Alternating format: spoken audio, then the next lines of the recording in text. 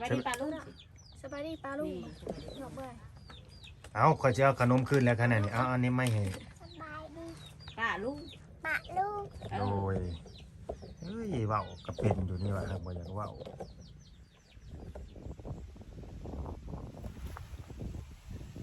สบายดีสวัสดีพ่อแม่พี่น้อง FC ที่หักแพง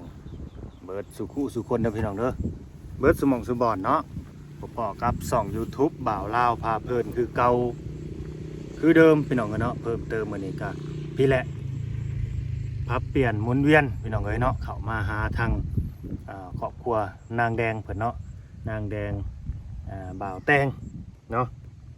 มื้อนี้ก็สิเข้ามาเป็นสะพานบุญให้ผู้รักผู้ใหญ่ใจดีใจบุญเนาะทั้งหลายหั่นแหละผู้ที่มีความเมตตาสงสารช่วยเหลือเกื้อกูลคนที่ว่าตกทุกข์ได้ยากให้โอกาสเขาเนาะยืนไม้ยืนมือเข้ามาซอยเขาก็คือมื้อนี้ก็สิมาเป็นสะพานบุญนั่นแหละพี่น้องเอ้ยเนาะหรือว่านักบุญทุนชาวบ้านก็แม่นเนาะมันเว้าได้หลายอย่างหลายกรณีอาสาสมัครก็แม่นนางแดงนี่เป็นอีกครอบครัวหนึ่งที่ว่าน่าสงสารเด้อพี่น้องเด้อเนาะ FC หลายคู่หลายคนก็เชียร์เนาะเชียร์อยากให้บ่าวลาวเข้ามาซอยเหลือทางนางแดงให้เพิ่นได้มีเฮือนมีซ่านเนาะ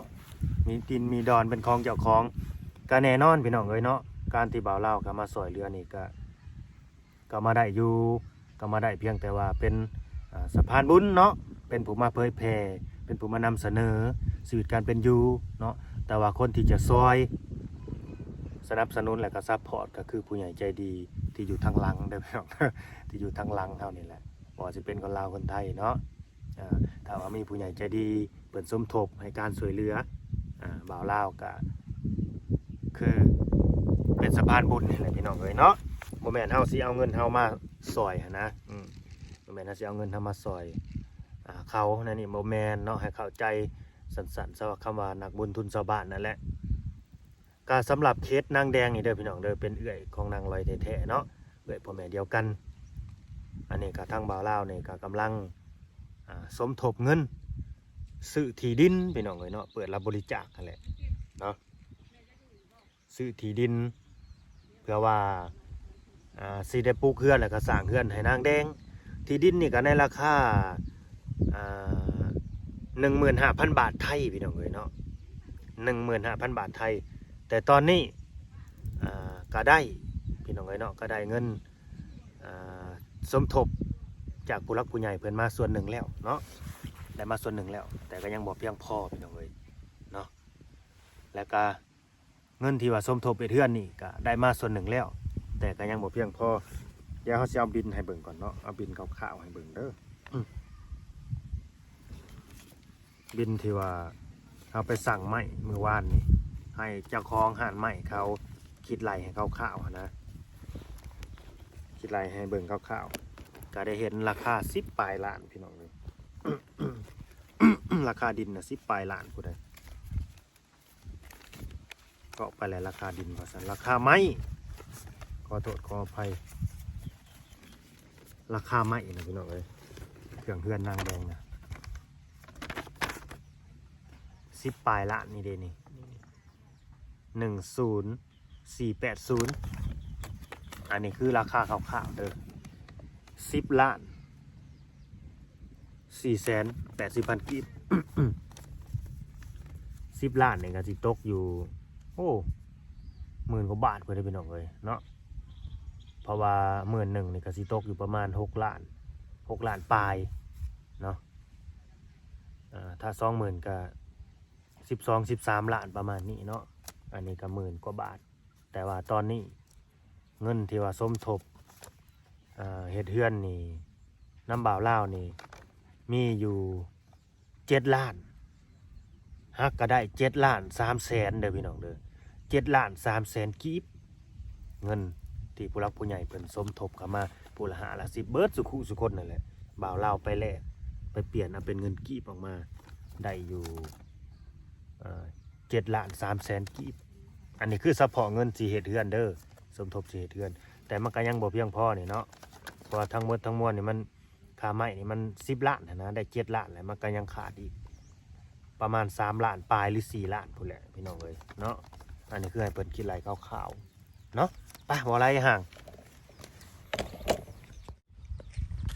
นี่แหละเพื่อนของนางแดงใหญ่นางร้อยเนาะรักผู้ใหญ่ FC กะซอยกันเด้อพี่น้องเอ้ยคนละ5ละ10เนาะคือตอนนี้ซอยซื้อที่ดินก่อนพี่น้องเอ้ยยังบ่เพียงพอเนาะซอยให้ได้ที่ดินที่ดอนก่อนบ่ได้เอาขึ้นไปเลยติอันนี้นะยังบ่ขึ้นไปอีกอยู่ไก่ตัวนี้ก็ดื้อเลยได้นี่เนาะ คือน้ำไก่น้อยไก่ติ๊ก ไก่2ตัวนี่ก็ดื้อเลยได้นี่ก็สิจับเมื่อมันแล้วซะเอ้า สบายดี โดย สบายดีปลาลุงนะไหม สบายดี ส ได้ไหม บายดีเว้ย สบายดีปลาลุง สบายดีปลาลุงหยอกเบื่อ เอาขอจะเอาขนมขึ้นแล้วขนาดนี้เอาอันนี้ไม่ให้ สบายดี ปลาลุง ปลาลุง โดย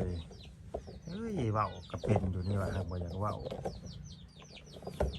เราเต็ม วันนี้คือวันแรงเฮีย ไป ขี้ข้านบ่จักเลยบ่ไปไผอันนั้นตัดผมทรงมาให้ก็คือเพื่อนได้เนาะไก่ โอ้ยไม่ได้สิขึ้นมาได้ขนาด คอยว่าปิดอันนี้เขาดีกว่ามัน เปิดออกที่ว่าปิด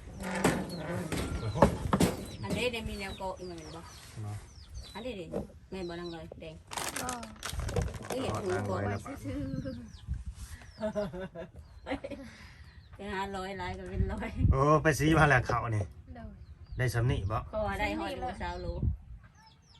สิประมาณนั้น เอาเต็ม2เจ้าหาเลย แม่นบ่10ปลายอันแล้วสิ10ปลายโลคือ488เนาะซ่านมื้อนี้มันไปทางไหนเบิดหม้อเฮ็ดแต่กระปุกตู้ถังว่าปกติคือมีถังอยู่หลายหน่วยนั่นนี่ พูดโนตลาด สูงนะบ่เป็นอะไรฝนตกมื้อน่ะเปียกเบิดบ่ ตกประเหง แม่เธอบอก เดี๋ยว พอออกไปเราตกบริวารจึงบ่เห็นหูสวัสดีนะเสียงน้อง ไม่ได้ตกซ้ คือเนาะบางแห้งเนาะ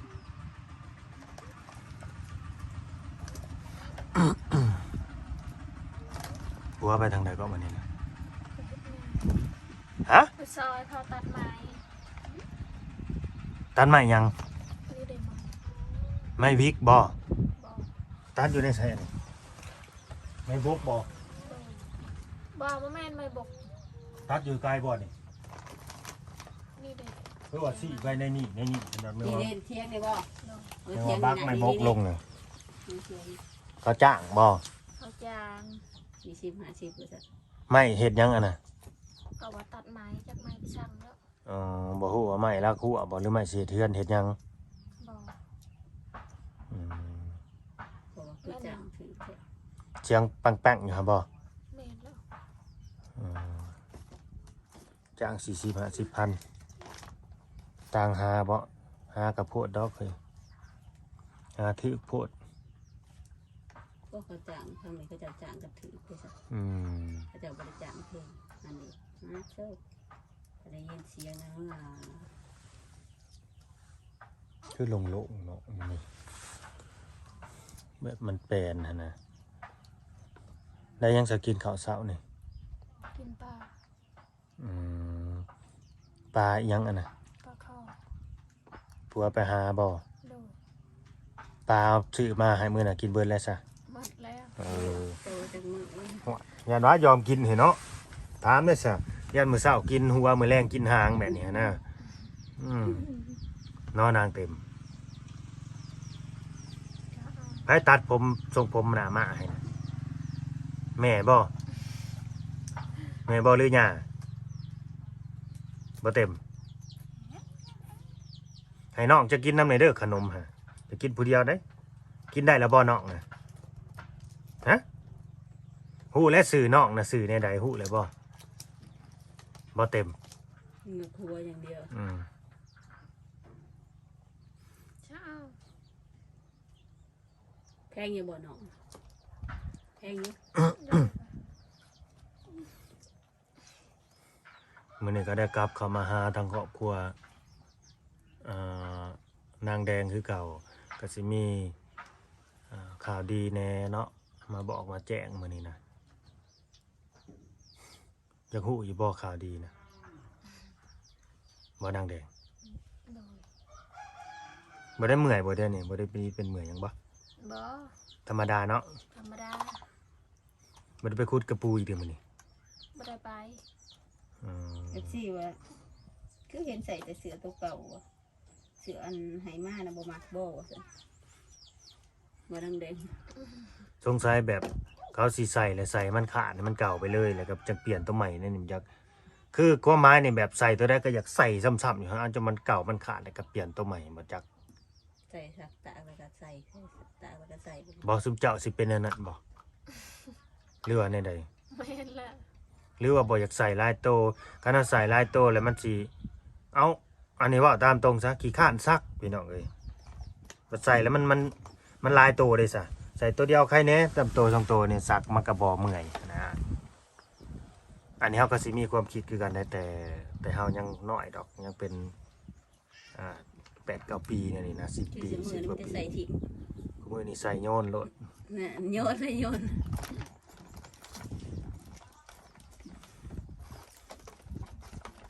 ต่ออะไร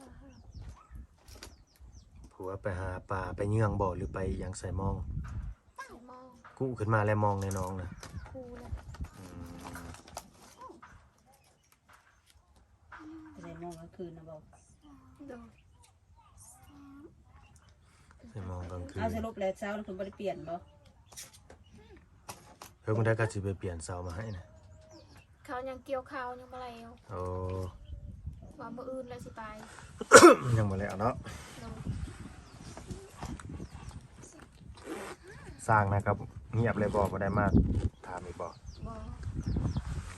มาแล้วบ่ลูกเรานะเห็นอยู่บ่ เห็น อ๋อเขาเอามาเลยเนาะ มาแล้ว เช้าแล้ว โอ้คือกันเห็นแล้วมา อืม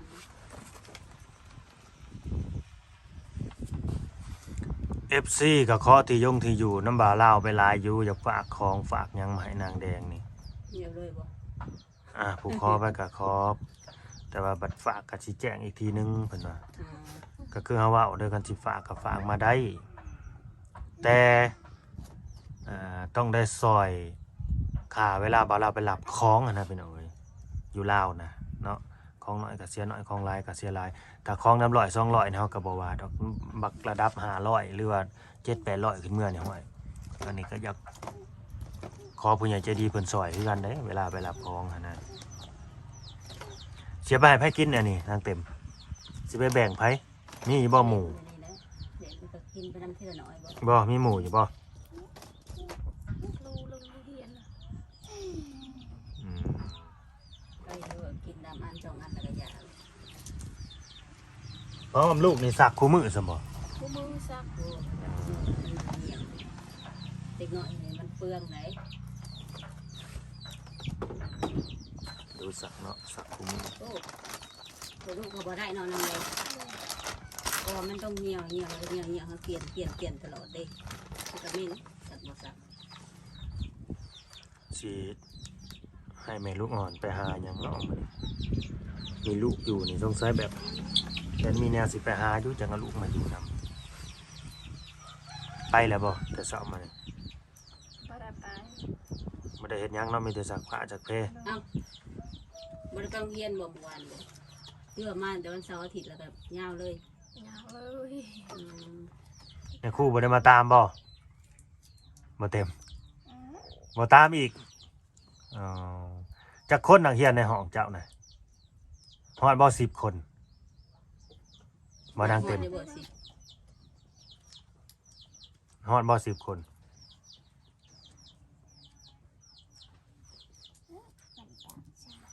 นางยังบ่ค่อยเว้าพี่น้องเอ้ย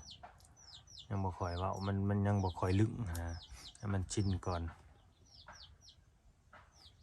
บ่ค่อยมาบ่ค่อยเจออยู่แล้วมันก็ ไอจะได้เอาเนาะเอาหน้าให้ลูกจะกินอยู่บ่นางคำตาน่ะ กินเด้อ เอาให้กินแล้ว เจ้าเห็นเด้อ เอาให้กินแล้วอ่ะสัน เอ้ย FC ว่าให้กิน อ่า แต่หมอเพิ่นก็บ่ให้กิน แต่แล้วกินอะไรก็กินไปสิเป็นหยัง ก็น่าจะให้กินหลาย ก็คือเขาบอกมื้อนั้นแหละน้ำก็คือนมก็คือน้ำแต่เขาเกี่ยว เพิ่นว่าย่านไตเด็กน้อยทำงานหนักเกินไปเขาว่ากันให้กินน่ะ เพราะว่าแพทย์หมอเขาก็บอกว่าให้กินนมเลยก็แล้วน้ำบ่จำเป็น ถ้าคนลาวเฮานี่สิเลี้ยงลูกนี่แบบ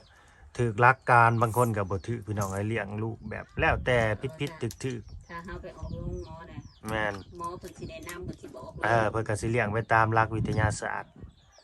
แต่ถ้าว่า เขาน่ะก็6 เดือนยังให้ป้อนบ่ให้ป้อนถ้าเกิดป้อนปุ๊บนี่เฮาไปหาหมอถ้าเกิดเป็นหยังมานี่เจ็บท้องเป็นหยังนี่เขาสิหายเลย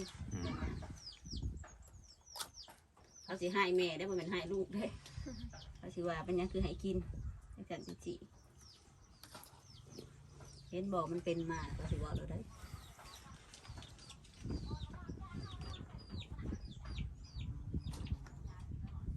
เป็นไงกลางคืนนอนอยู่วันนี้นะ น้องนอนแล้วบ่ นอนหนาวคือนอนนั่นหน้าบิดหน้าเบอยู่นั่งคำตาเนี่ยแสดงว่านอนสนิทในตอนนี้มันหลับตาเด้กำลังนอนฝันอยู่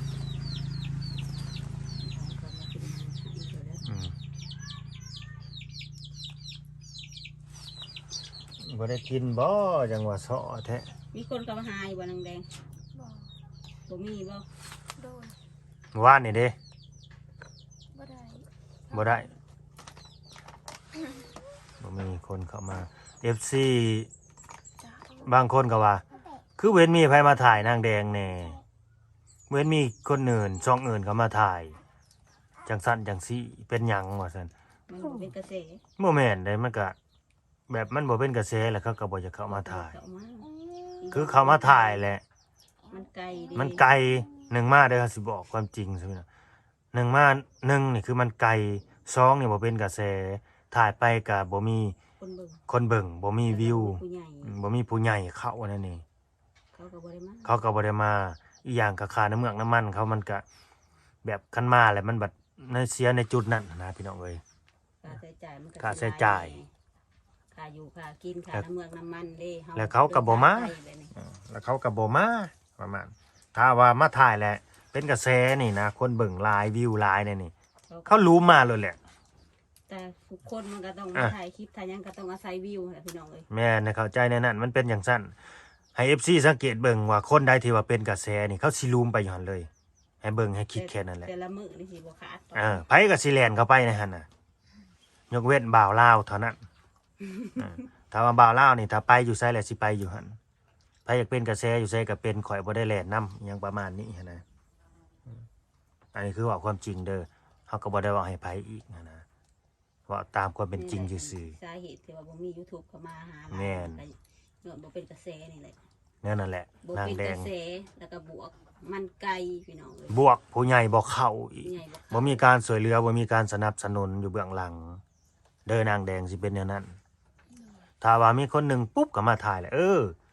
คือดังร้อยเลยเนาะทีแรกนี่เนาะเป็นกระแสใครก็มา แม่นก็ลูมไปเบิดเห็นบ่นะ เต็มพอช่วงนี้บ่เป็นกระแสแล้วก็บ่ค่อยมีใครไปหา หนึ่งมาบ่ค่อยมีแล้วมันก็สิเบิดไปเองในบ้านนี่ก็สิเบิดไปเอง คนที่เขาไปถ่ายไปหานะก็ดีคือเคสนางแดงนี่ก็จะน้อยหลายคู่หลายคนบัดสิว่าบ่าวลาวห่วงเคสบ่จังซั่นบ่เกี่ยวเฮาบ่เคยพี่น้องเอ้ย แขะมันบ่เป็นกระแส เฮาบ่เคย ก็ มีแต่อยากให้เข้ามาเนาะเฮานี่อยากให้เขามาถ่ายอยากให้เขามาดันซอยกันแต่ว่ามีผู้ใหญ่ทั้งช่องนั้นช่องนี้นะสิได้เห็นซอยกัน หรือว่าคือเฮาเข้ามาถ่ายนี่มันก็มีคือกันแบบผู้ใหญ่บางคนเพิ่นก็เพิ่นก็ซอยเหลือมาทางอีกช่องหนึงนี่ให้เข้ามาสมทบเด้อบ่าวลาวจังซั่นจังซี่โดยที่บ่ผ่านเฮาผู้ว่าช่องหลักๆนี่ก็มีคือกันอันนี้เฮาก็บ่ได้ว่าอิหยังใดพี่น้องเอ้ยเนาะก็มีแต่ดีใจนำและก็ยินดีนำเท่านั้น เนาะอิงตามจุดประสงค์ของผู้หลักผู้ใหญ่เพิ่นคือเก่าว่าเพิ่นสิไว้วางใจภัยมอบหมายให้ภัยเป็นสะพานบุญให้นะเด้อพี่น้องเป็นจังซั่นแหละเฮาน่ะบ่ได้ว่าเคสเจ้าเคสข่อยบ่ได้ห่วงดอกมันบ่แม่นแนวสิไปห่วงแนวใดนะแต่มันก็มีได้กรณีแบบนี้ มันก็มีคือกันเคสแบบนี้ก็มีคือกันได้ อันนี้เว้าแล้วก็แล้วเนาะสายบุญคือกันนี่แหละมันก็มีคือกันแต่มันผ่านไปแล้วก็มันผ่านนะเนาะ ไม่รู้อะไร บ่เว้าหลายบ่คุยขึ้นมานะเรื่องเก่าเข้าใจอยู่บ่นางแดง โดย เข้าใจดูว่าใจ ก็คือคอยเว่าแหละ เรื่องเฮือนแล้วก็เรื่องดินนี่ใจเย็นๆตอนนี้ ก็คือเรื่องเงินสมทบเป็นเฮือนนี่ก็มีอยู่ตอนนี้นะมีเงินอยู่7,300,000เด้อนางแดงเด้อก็สิแจ้งอยู่เด้อเงินเฮ็ดเฮือนนะ เงินเฮ็ดเฮือนแต่ว่าเงินซื้อดินนี่เท่าใด เงินซื้อดินนี่ต้องรอสงักไว้ก่อนเงินซื้อดินนี่ฮักก็ได้อยู่2,800 บาท จากที่ดินนี่ 15,000 15,000 บาท หรือรวมๆ16,000เลยแหละรวมๆค่าใบซื้อขายใบพอบ้านเขานะพี่น้องเอ้ย ไปประทับตา ใบประทับตา ประทับตาพ่อบ้านเด้ซื้อขายต้องมีกัน เอกสาร ประทับตาแล้วก็เซ็นพ่อบ้านเรียบร้อยนี่ก็ต้องเขาก็ต้องคิดค่า เอกสารอย่างยืน ค่าใบเอกสารค่าเขาก็ว่านี่ดี เด้อสิถามนางเต็มอยากได้เฮือนใหม่อยู่บ่ฮะเจ้าอยากได้เฮือนใหม่เจ้าอยู่เฮือนใหม่บ่หรือว่าเจ้าอยากอยู่เฮือนหลังนี้เจ้าสิอยู่เฮือนหลังนี้บ่ อ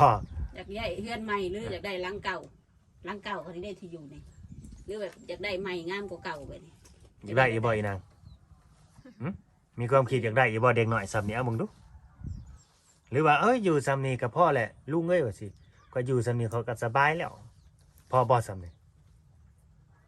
อ้ายพ่อว่าซั่นเงือกคิ้วอีกใส่ภาษาคิ้วสื่อสารเอาอันนี้ก็คือเด็กหน่อยพี่น้องเอ้ยครับผมไล่เดียงสา ก็อยากกินแต่ขนม อืมว่าแต่เขามีอยู่มีกินแล้วเขาก็บ่ห่วงหยังอีกแล้วอันคนเด็กน้อยซ้ำนี่ บ่คิดหยัง มันก็ขึ้นกับบางคนนะบางคนก็แบบเขาสลัดหลักเดียวนี่สลัดส่องแซงในแบบหัวดีหั่นนะ อยากได้เฮือน หัวดีหัวหมอเนี่ยนี่ก็อยากได้เฮือนอยากได้นั่นได้นี่นู่นนี่นั่นได้อีกอย่างก็ขึ้นอยู่กับพ่อแม่เขาบอกเขาสอนมาบ่แบบอันนี้เขาบ่ได้ว่าเอาแต่ลูกจะเดินนางแดงเด้อเขาบ่ได้ว่าเอาแต่ลูกจะว่าคือปึกแท้อย่างสั่นอย่างสี่นะบ่อยากได้เฮือนได้ซ่านบ่หนึ่งมากคือพ่อแม่ก็บ่ได้บอกลูกแม่นบ่จะบ่ได้บอกแม่นบ่ โดย บ่เคยบอกว่าจะนะมีคนเขามาถ่ายจะเว้าเด้อถ้าเพิ่นถามว่าอยากได้นั่นได้นี่จะเว้าเด้อว่าอยากได้นั่นได้นี่ บางคนมันก็สิว่าเด้อ อันนี้คือบ่ได้บอกพี่น้องเลยเฮียนนี่จักได้จักโตแหละไปเฮียนนี่บ่นางเต็มเต็มเอ้ยลุงถามน่ะได้จักโตแหละไปโรงเรียนน่ะเขียนโตยังไหนเป็นโตกอเขียนได้ใด โอ้ยบ่ต้องถามนั่นเขียนตัวก่อนถามมาเขียนสื่อเจ้าของ ชื่อเจ้าของเป็นแหละบ่เป็น อยู่ห้องใดบ่เต็มจะอยู่ห้องใดป .1 หรือป .2 น้ำหนึ่ง เข้าได้จักปีเลยปีนี้บ่ฮะกับปีนี้บ่ โดย สร้างเป็นป .1 ปกติอันดับแรกเนี่ยครูต้องสอนให้เขียน เขีย ชื่อเจ้า เขียน ของ สื่อเจ้าของ อันนี้คือกับโรงเรียนอยู่บ้านเฮาแต่ป .1 นี่เพิ่นสิให้เขียนชื่อเจ้าของโดดอันดับแรก เขียนสื่อเจ้าของน่ะเป็นแล้วเขียนตัวกอตัวขอ อืมพอพืชเจ็บท้องมาในบ้านซุมเจ้าไปป่าทางใดนางแดง คนอยู่เว้ย เอาทางนี้บ่มีป่าติ มีคือกัน ไกลบ่ ไก่ บ้านเราเจ็บท้องนั่นบ่แม่นหยังดอกเดี๋ยวเห็นบ่สิไปปลดทุกข์ก็คือว่าไกลแท้พี่น้องเอ้ย แถวสวนมันพุ่นเนาะถือเสียงไป คือโคกบ่ฮั่นน่ะ มีหวย ไกลๆก็ว่ามีทางเดียวที่ทางสวนมันเนี่ยเอาเสียงไปพุดมันหกเด้สวนมัน